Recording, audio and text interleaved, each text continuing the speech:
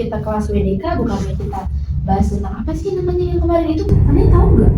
Ah, kita bahas itu nggak sih tentang narasi agung? Oh, ya. Oh, yang kemarin ku dengar yang ada prestasi itu nggak sih? Tapi aku udah lupa soalnya banyak banget tugasnya. Kira-kira prestasi itu apa aja nggak sih? Oh, kebetulan aku ingat nih, ada penciptaan, kejatuhan, penebusan, dan juga penyempurnaan. Dan katanya sih kita akan melewati empat fase itu. Nah, kan ada prestasi nih.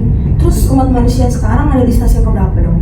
Nah, kita itu berada dalam stase ketiga karena dosa-dosa kita itu telah ditebus oleh Tuhan Yesus Kristus yang mati di dunia ini. Nah, betul sekali guys. Jadi kita tuh berada di stase 3, tetapi dalam hal tindakan itu kita masih ada di stase 2. Karena di dalam kita, di dalam manusia itu masih ada jiwa pemberontakan. Jadi kalian juga tahu nggak sih, kita itu dilahirkan dalam stase yang kedua. Karena dalam stase yang pertama itu yang diciptakan hanya Adam dan Hawa yang diciptakan dengan suci dan tanpa dosa. Loh, bukannya kita dilahirkan di fase penciptaan ya? Kenapa seperti itu? Ada yang tahu? Karena yang mengalami itu tuh nenek moyang kita, Adam dan Hawa, karena mereka telah melanggar firman Tuhan. Jadi karena kita semua ini adalah keturunannya Adam dan Hawa, jadi kita juga terkena akibat dosa mereka. Tapi kasih Tuhan itu kan besar, jadi Ia menebus kita. Karena kita manusia yang memiliki keterbatasan, jadi kita masih bisa saja untuk jatuh dalam dosa tersebut.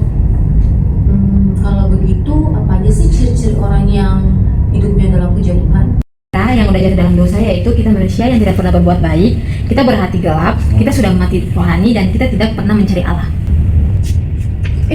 Kamu tahu nggak yang ini? Mata pelajaran yang ini? Aku tahu sih. Emang kamu mau diajarin? Iya.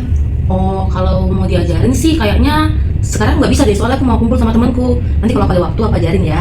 Oke.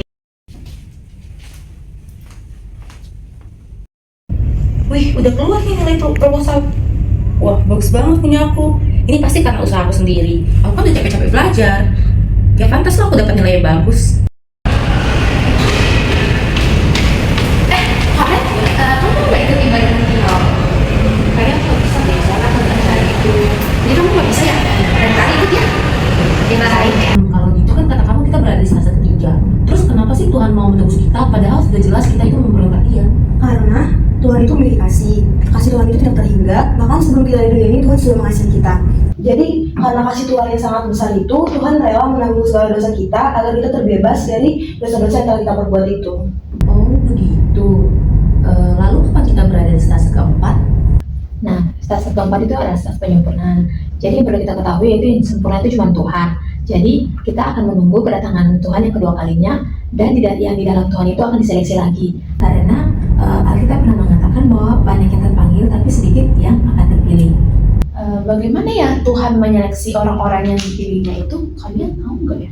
Nah, aku sih pernah dengar ya khotbah. Nah, di khotbah itu diceritakan ada satu orang yang dia itu meninggal, entah dia itu tertimpa reruntuhan atau dia itu meninggal karena hal lain. Tetapi ketika dia meninggal, dia diantarkan ke depan pintu surga. Dia ditanya, apa alasan dan mengapa kami ingin masuk ke rumah Bapa? Lalu dia menjawab, dengan perbuatan baik saya. Tetapi dapat kita lihat dalam Roma 3 itu dikatakan tidak ada manusia yang baik dan tidak ada seorang pun. Terus siapa aja sih orang-orang yang ditanya Tuhan? Dan juga siapa aja orang-orang yang dipeluk Tuhan? Jadi orang yang ditanya Tuhan ini adalah orang yang mengandalkan perbuatan baiknya. Jadi dia berpikir bahwa dengan perbuatan baiknya ini dia akan masuk kerajaan surga. Sedangkan orang yang tidak ditanya Tuhan ini adalah orang yang penuh kebenaran. Jadi dia ini hidup memakai jubah Tuhan dan dia hidup dalam kebenaran firman Tuhan. Karena tertulis pada Alkitab, pada mulanya adalah firman dan firman itu bersama-sama dengan Allah dan firman itu adalah Allah. Nah guys, kita ini adalah manusia yang ada dalam stase ketiga, tetapi jiwa kita itu masih berada di dalam stase kedua. Nah, kita itu memiliki sifat-sifat ataupun citra diri kita itu dalam stase keempat. Nah, kita itu bisa menyebutkan 2 diantaranya masing-masing pada stase yang ada. Nah, kalau aku dalam stase penciptaan tuh, aku dipilih Allah dan aku baik roh. Kalau kalian? Kalau aku sendiri tuh aku di bagian stasiun pertama itu aku mampu dengan firman Tuhan dan aku adalah pelaksana firman Allah. Kalau aku sih aku adalah gambar Allah dan aku juga adalah golongan. Kalau aku dihidupkan oleh Allah dan aku dilengkapi oleh kehadiran Tuhan. Kalau dari aku sendiri, aku itu adalah makhluk dari debu dan aku adalah gambaran Allah. Nah, kan ada 4 fase nih. Kalau di fase kejatuhan itu, aku adalah manusia yang bersifat tamak, yang mengingini segala hal dan tidak pernah puas. Dan aku bukan orang yang benar. Kalau kamu? Kalau aku di stase kedua tuh, aku akan dihakimi dan aku hidup dalam kegelapan. Kalau kamu? Kalau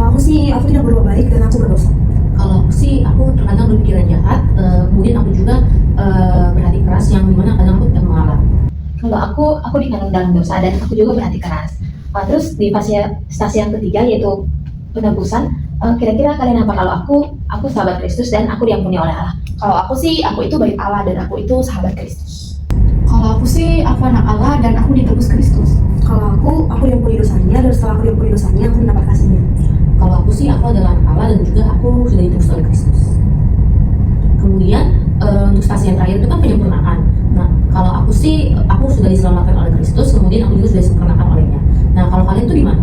Kalau aku dipeluk Tuhan dan aku bersama-sama dengan Tuhan.